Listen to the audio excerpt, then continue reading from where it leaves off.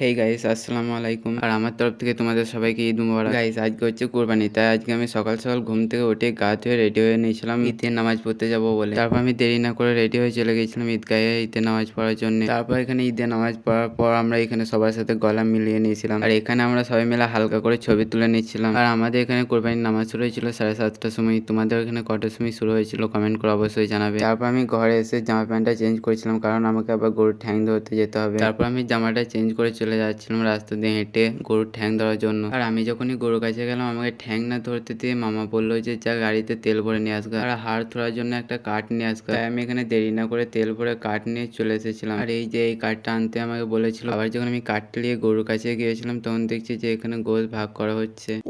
মামিকে গোশটা দিয়ে আসবে, ভালো করে রাঁধতে বলবে। তারপর আমি চলে গেছিলাম মামিতে বাড়ি। আর মামিতে বাড়ি গিয়ে আমাকে মামি খেতে দিয়েছিল পায়েস আর সেমুই। তারপর আমি সেমুই খেয়ে মামিকে গোশ দিয়ে চলে এসেছিলাম নিচেতে এসে দেখি এত রোদ করেছে, গাড়ির সিট গুলো তো একদম পুরো গরম হয়ে গেছে। তারপর আমি একবার গাড়ির সিটে হাত দিলাম, বাপরে গরম। তারপর আয়নায় নিজের মুখটা দেখছিলাম, আর তখনই মনে পড়লো আমি যা কালো আছি, এই রোদে আমার কিচ্ছু হবে না। তারপর আমি দেরি না করে আবার গাড়িটা নিয়ে চলে এলাম গরুর কাছে। তারপর গরুর কাছে আসতে দেখি যে এখানে গরু ছাড়ানো অলমোস্ট কমপ্লিট হয়ে গেছে। এদিকে একদিকে গরু ছাড়াচ্ছে আর একদিকে ভাগ করছে গোশগুলো। তারপর আমার আব্বা বললো গোশ নেওয়ার জন্য একটা গামলা নিয়ে আসবে। তারপর আমি একটা গামলা আর একটা থলি নিয়ে চলে এসেছিলাম। আর এখানে আসতে আমাকে বললো যে গোশগুলো এবার কাটতে শুরু কর। আর আমি এখানে গোশগুলো কাটি, আর তোমরা এখানে ভিডিওতে একটা লাইক করে দিয়ে যাও।